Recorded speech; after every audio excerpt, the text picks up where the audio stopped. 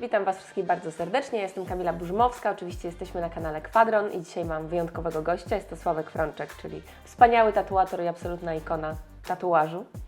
Dzień dobry. Dziękuję Ci bardzo, że zgodziłeś się na wywiad. No i zacznijmy tak naprawdę już od tego, co jest na pewno tendencyjne, jeśli chodzi o pytania dla Ciebie, ale nie mogę tego odpuścić, nasi widzowie też muszą to usłyszeć. Jak to było kiedyś? Bo Ty tatuujesz od lat 90. Tak, moja historia z tatuażem zaczęła się niespodziewanie na początku lat 90. W 1991 roku przygotowywałem się na studia na Wydział Malarski do uczelni plastycznej i zupełnie przypadkowo spotkałem się z tatuażem. Trzy następujące po sobie wydarzenia zadecydowały, że tatuaż właśnie bardzo wpłynął na moją przyszłość. Jak się okazuje, kieruję nim do dnia dzisiejszego. Mianowicie dostałem taką informację od mojego przyjaciela, że jego brat pracował w Szwecji w domu u tatuażysty. Opowiedział nam, jak to dokładnie wyglądało. Była super informacja, bardzo pokrewna naszej dziedzinie, bo mój kolega zajmował się malarstwem w Gdańsku, studiował na uczelni w Gdańsku. Teraz jest bardzo znanym tatuatorem w Australii, Bute Norbert. I nas to dosyć mocno zaangażowało. Drugą rzeczą, która miała wpływ na moją decyzję, było artykuł w gazecie kolorowej. Nie pamiętam już dokładnie, to był sukces czy szansa. Mam tą gazetę do dnia dzisiejszego, urywek z tej gazety wisi tam na ścianie. I poziom prac, które zostały tam zaprezentowane na zdjęciach, no, bardzo mnie zaskoczył. Nigdy nie sądziłem, że tatuaż w połączeniu, czy w ogóle rysunek w połączeniu z ciałem może wywoływać takie emocje. I zacząłem się bliżej zastanawiać, czy to faktycznie nie jest rzecz, która jakoś do mnie mogłaby przemówić. I któregoś wieczora, przygotowując takie wielkie płótno do pracy, nanosiłem szkicę pomocą rzutnika. Część tego obrazu na moje ciało się przenosiła, że w pracowni jest dużo zawsze lustro. No to gdzieś kątem oka zauważyłem, że faktycznie ten obraz tworzy jakieś wzory.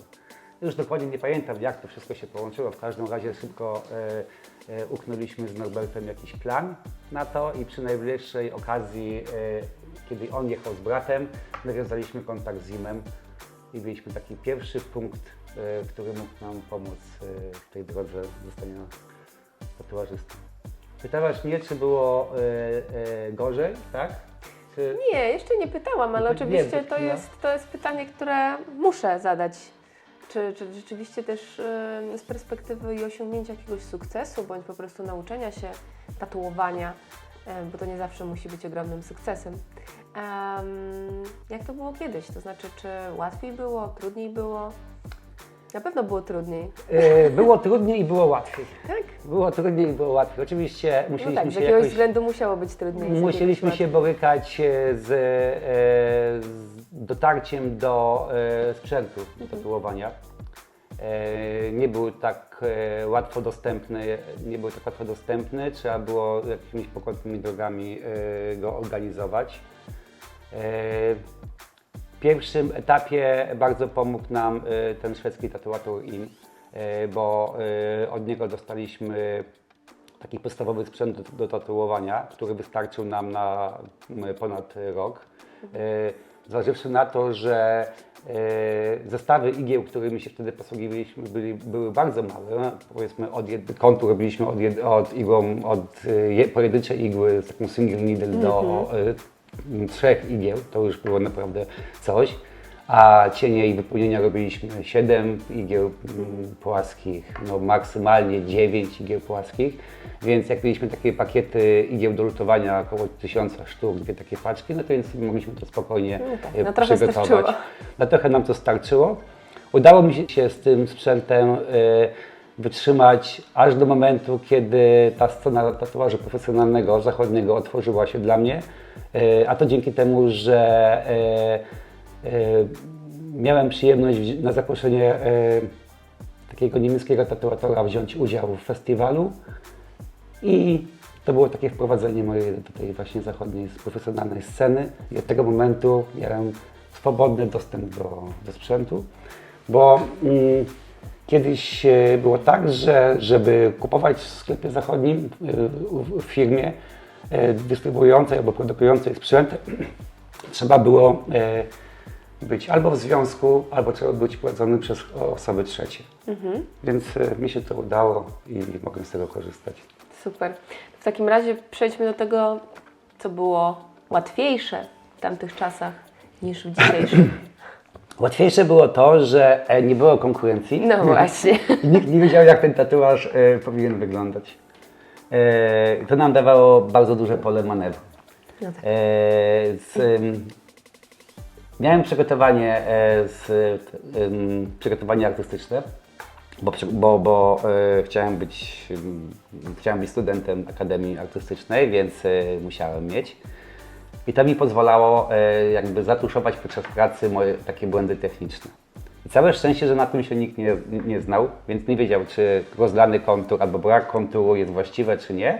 To, co mi się wydawało, że jest nieudane, to potrafiłem to ładnie wycieniować, zamaskować te błędy i dalej szukać tej przyczyny, dlaczego mi to tak nie wychodzi. Więc oczywiście Nie było też internetu, żeby wytykać potem te nie błędy. było internetu, oczywiście nie musiałem słuchać krytyki, nie musiałem się tym przejmować za bardzo, ale na przykład poświęciłem na to część swojego ciała, bo moje przedramiona, moje uda, łydki są potatuowane przeze mnie tylko po to, żeby sprawdzić jakieś efekty, jakieś właśnie nowe rozwiązania, które mogły mi pomóc.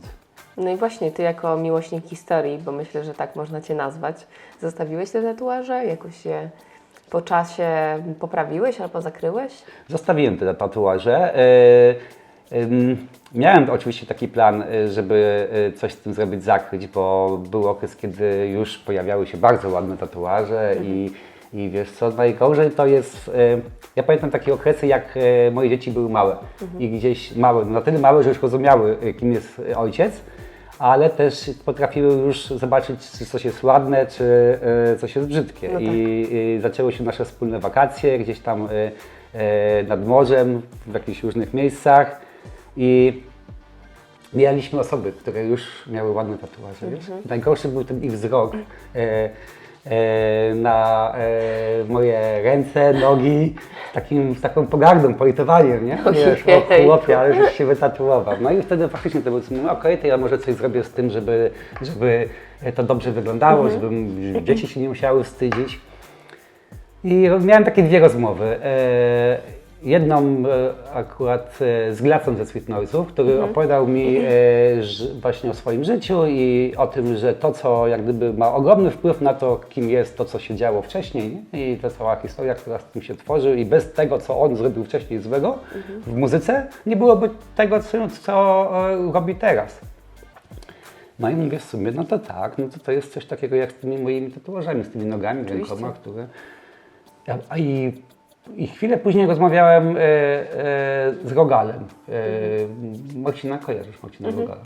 I też mówiłem mu, że kurczę, może bym coś sobie tutaj zakowerował. On mówi, stary, no ale jak ty sobie zakowerujesz tatuaże, to nie będzie tatuaży starszych niż twoje. Mówię, to jak my będziemy wiedzieli, jak te tatuaże wyglądają? Ojej, no nigdy nie spojrzałam na to w ten jak sposób. wyglądają i jak się zachowują po latach, prawda? No tak. I teraz na przykład ja wiem jak tatuaże. Ja przerobiłem przez te 3 dekady, przerobiłem praktycznie chyba większość możliwych technik. Przechodziłem przez dotłoki, wiemy jak co się robi z dotłokami po latach, jak się zachowują. Przechodziłem przez tatuaż realistyczny, który w małym obszarze różnił się jakimiś tonacjami ciepłymi, zimnymi. Wiem co z tym się robi.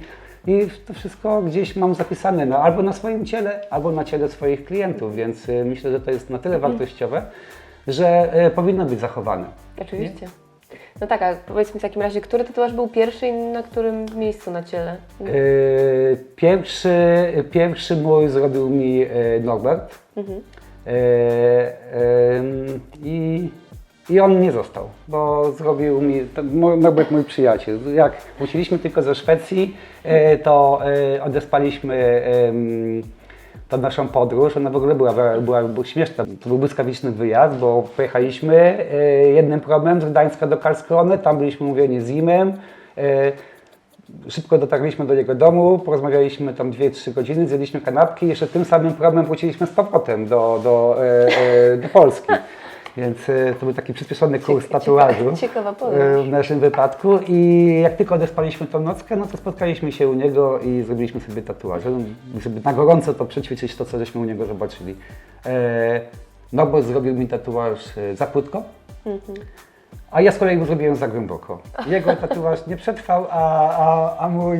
Nawet jest trudny do usunięcia, jakby chciał. Do dnia dzisiejszego, więc jest naprawdę solidnie wbity, wygląda jak mega tradycyjny tatuaż. A potem już zacząłem kombinować No właśnie, a ty samemu sobie? i zacząłem od mojego lewego przedramienia, bo jest najwygodniejszy, zacząłem od takiego smoka. I dalej jest smok widoczny. Dalej jest smok Nadal widoczny, widać, dalej że ma to rogi, smok. dalej ma oczy, jakieś tam wąsy, są ognie, są chmury. Oczywiście sposób komponowania no tutaj jest karygodny, ale on był też zainspirowany, wiesz co, my nie mieliśmy żadnych bodźców przede wszystkim do takiego rozwoju. Musieliśmy to z siebie wykrzesać, ale czerpaliśmy ze wszystkiego, co nam wpadło w oczy. Duże wrażenie na nas wywarł film Tatuaż z Bruce'em Dernem. Przepiękna historia tatuażysty, który zakochał się w modelce. I fragmenty z tych filmów pozwalały nam troszeczkę organizować sobie taki zakład tatuatorski, bo jeśli była scena kilkusekundowa w jego warsztacie, to robiliśmy klatkę stop, patrzyliśmy co gdzie leży, gdzie jest szafka, gdzie są farby, gdzie są wzory, że takie wzory są na ścianach, takie wzory, myśmy to przerysowywali, składaliśmy to w ten sposób, nie? Był na przykład teledysk Toma Pettiego. I też taka jest tam scena, kiedy on w jakimś noże u jakiegoś tatuażysty harlejowca się znajduje, jest lampka. To jest dokładnie taka sama sytuacja. Trzeba było zatrzymać, przejrzeć to. No bo skąd mieliśmy tą wiedzę czerpać, nie? Tylko z takich sytuacji. A że grono naszych znajomych się poszerzało i ludzie wiedzieli, że tym się interesujemy, więc jeśli komukolwiek coś wpadło w łapy, no to nam przynosił i my staraliśmy się to na swoje potrzeby zaadoptować, tak. No. I tak ja mówię, że tak naprawdę no to musieliśmy sobie cały ten świat tatuażu wymyśleć. Nie?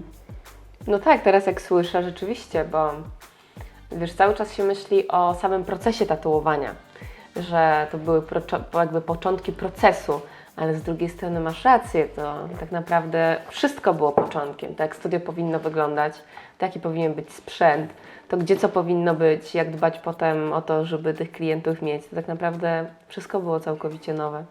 No tak.